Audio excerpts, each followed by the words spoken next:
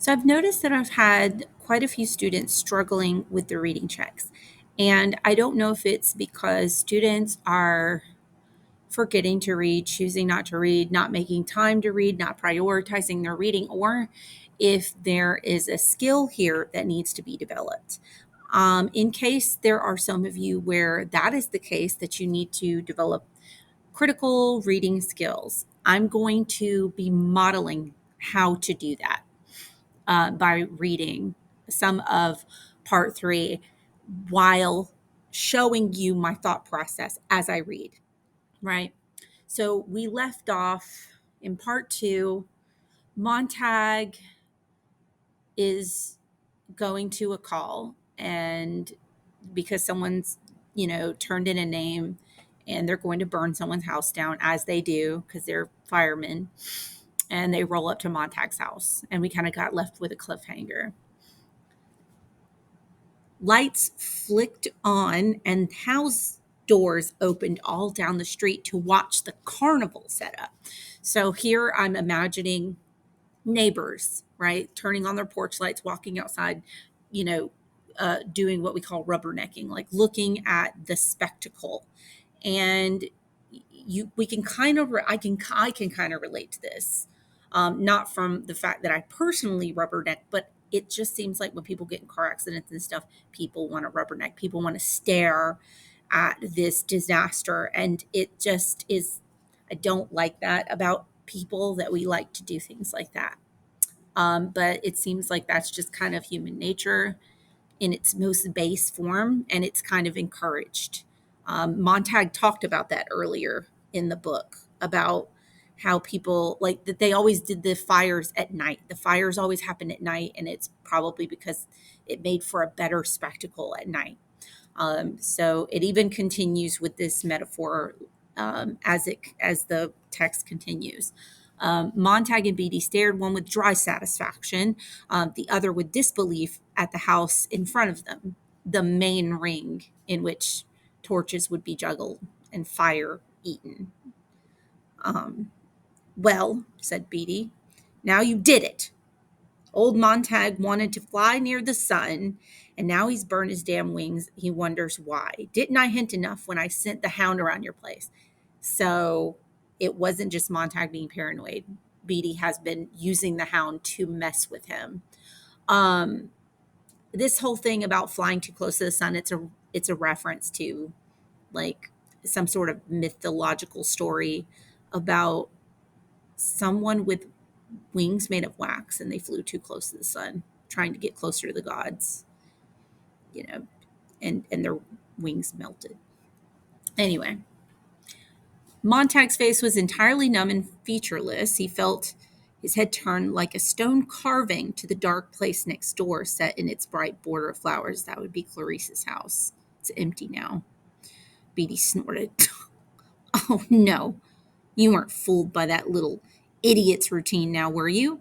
Flowers, butterflies, leaves, sunsets. Oh, hell, it's all in her file. I'll be damned. I've hit the bullseye. Look at the sick look on your face. A few grass blades and the quarters of the moon. What trash. What good did she ever do with all that? Just mocking his dead friend. Montag sat on the cold fender of the dragon, moving his head an inch to the left, half an inch to the right, left, right, left, right, left. I guess he's shaking his head. I don't. She saw everything. She didn't do anything to anyone. She just let them alone. Alone. Hell. She chewed around you, didn't she? One of those damn do-gooders with their shocked holier than thou silences. Their one talent making others feel guilty. God damn.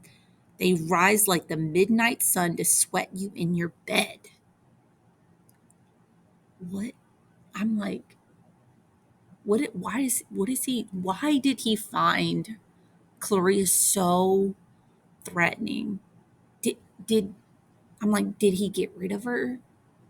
No, I don't think so. She said she got run over. I don't think he went through all that trouble, but I don't know. And what happened to the family?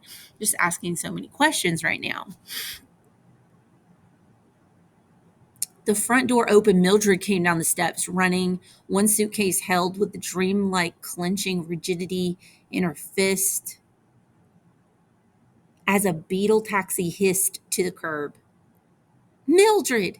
She ran past with her body stiff, her face floured with powder, her mouth gone without lipstick. So I don't know, it's kind of a funny image in my mind of her right there. Mildred, you didn't put in the alarm. She shoved the valise, that's a suitcase, into the waiting beetle, climbed in, and sat mumbling, poor family, poor family. Oh, everything's gone. Everything gone now. So she's so upset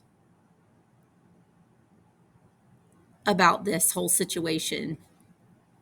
But the reason why she's upset is because she's going to lose her TVs.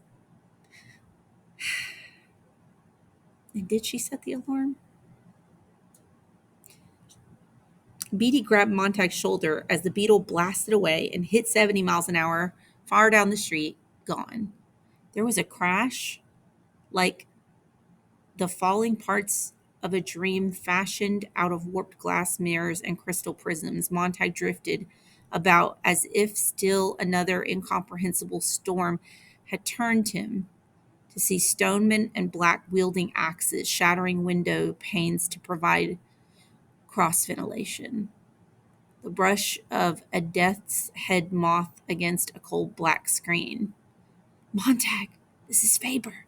Do you hear me? What's happening? So that's Faber in his ear with the little bullet, the green bullet. This is happening to me, said Montag. What a dreadful surprise, said Beatty.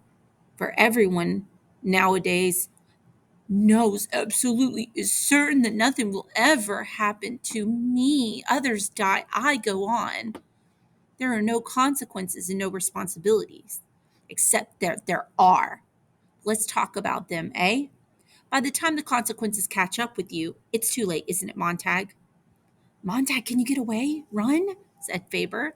Montag walked but did not feel his feet touch the cement and then the night grass.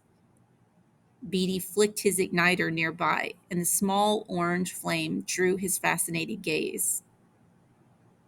What is there about fire that's so lovely? No matter what age we are, what draws us to it? Beatty blew out the flame and lit it again. It's perpetual motion. The thing man wanted to invent but never did. Or almost perpetual motion. If you let it go on, it'd burn our lifetimes out. What is fire? It's a mystery. Scientists give us gobbledygook about friction and molecules, but they don't really know. Its real beauty is that it destroys responsibility and consequences. A problem gets too burdensome, then into the furnace with it. So that's what he's going to do to Montag. Now, Montag, you're a burden, and fire will lift you off my shoulders. Clean, quick, sure. Nothing to rot later. Antibiotic, aesthetic, practical. Beatty really, truly is a cruel monster. And we see that come to its fullest picture. We can see the full picture of just how cruel Beatty is. And I'm going to stop there. I want you to continue reading and practice this. Practice thinking about the text while you read the text. Even if you're listening to me read it to you, pause and think. Maybe make a note. Take notes as you read. That's what I always do. If I'm reading a book for the first time, I take notes.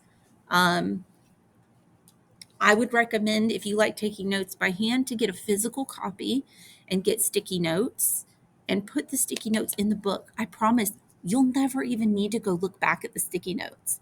The act of writing down the notes helps you retain the information. That's my advice for the day. That's my instruction for how to be a critical reader and be a better reader.